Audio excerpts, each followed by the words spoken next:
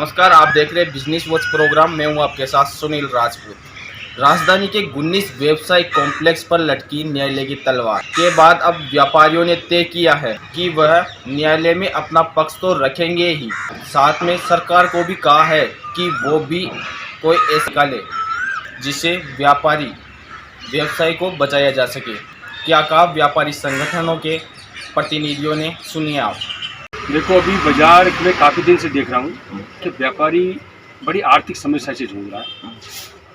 कभी कभी आप देखते हैं कि गर्मियों के मौसम के अंदर भी कभी बरसात, कभी अंधड़, कभी ओले, ये हो रहा है। बेमौसम बरसात हो रही है। व्यापारी खुद नहीं सोच रहा कि मुझे बेचना क्या है। और दूसरा, इस टाइम एक सबसे बड़ी समस्या जो बाजार में मंदी आ रही है। देखो, आप इस टाइम देखो, सावों का सीज़न चल रहा है, पर त्योहारी सीजन, सावों को सीजन को देखते हुए भी मार्केट में बहुत भयंकर मंदी है, जिसको लेकर व्यापारी बहुत चिंतित है। और दूर दूर से जो ग्राहक आते थे, अभी उनका आना भी बहुत कम हो गया है। मंदी की मार में व्यापारी भी जूझ रहा है। अभी आपने एक समस्या और देखी कि परकोटे के क्षेत्रों में सरकार के जो कॉम्प्लेक्स बन रहे हैं, उनको भी सीज करने जा रही है। अब आप बताइए, इसमें व्यापारी की क्या गलती है? जिन्होंने कॉम्प्लेक्स बनाए वो बेचकर चले गए, और आज कोर्ट के द्वारा, सरकारी द्वारा कहा जाता है कि इसको 2 दिन में सीज किया जाएगा, आप इसके लिए उदाहरण दो, आप इसके लिए कागज़ पेश करो। तो वो कहाँ से करेगा? आम जन मर रहा है, व्यापारी मर रहा है। पहले तो मंदी की मार है, दूसरा ऊपर से इतनी बड़ी जो ये समस्याएं आती है सीज वाली, उसमें वो घबराया हुआ है। इसलिए सरकार से हमारी यही मांग है कि व्यापारी की भी। मेरा नाम नितिन शारदा बघेरिया है, मैं महामंत्री आशीष मार्केट हूँ। ये परकोटे में एक नगर निगम ने जो नया एक ऑर्डर आया है कि बिल्डिंगों को तोड़ने के लिए, उसके लिए संबंध में कल हमारे व्यापार महासंघ संघ के अध्यक्ष जवाजी गोयल मंत्री धारीवाल जी से अमीन कागजी विधायक के साथ मिले थे। धारीवाल जी मंत्री जी ने कहा है कि कंटेम्प्ट ऑफ कोर्ट नहीं किया जा सकता, नगर निगम तो अपनी कार्रवाई कोर्ट के अनुकूल करेगा। लेकिन हमारा ये कहना है कि व्यापारियों का पक्ष भी सुना जाना चाहिए। ये सही है कि कोर्ट रेमेडी देगा हमको, नगर निगम इसमें कुछ नहीं कर सकता, लेकिन जो व्यापारियों ने पैसा देके जमीन ये ऑफिस खरीद रहे हैं, उनका इसमें कोई दोष नहीं है। उन्होंने पूरा पैसा चुकाया है, तो उनको इस पक्ष को भी ध्यान रखना चाहिए, नगर निगम को इस पक्ष को ध्यान देना चाहिए, कुछ मोहलत दी जानी चाहिए। हमारा कहना है कि मोहलत तो व्यापारी को मिलनी ही चाहिए, व्यापार जिससे वो सामान समेटे या कोई जो कोर्ट से रेमेडी मिल सके। आगे क्या कदम रहेगा सर व्यापारियों का?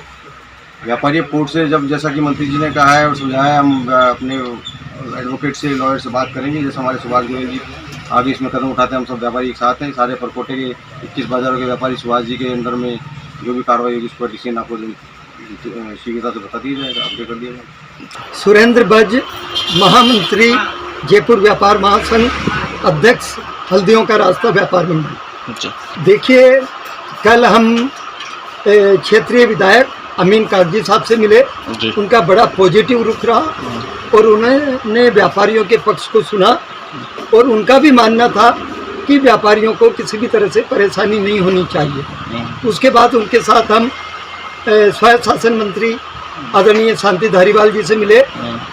शांति धारीवाल जी का ये मानना था कि इसमें सरकार नहीं, कोर्ट के आदेश से काम हो रहा है, इसलिए व्यापारी अपना पक्ष कोर्ट के पास रखें।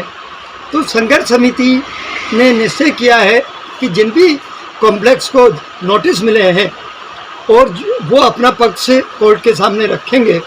और चूंकि ये व्यवसायिक कॉम्प्लेक्स की जहाँ तक बात है, इसमें 19 व्यवसायिक कॉम्प्लेक्स में करीब 1000 के आसपास व्यापारी प्रभावित हो रहे हैं।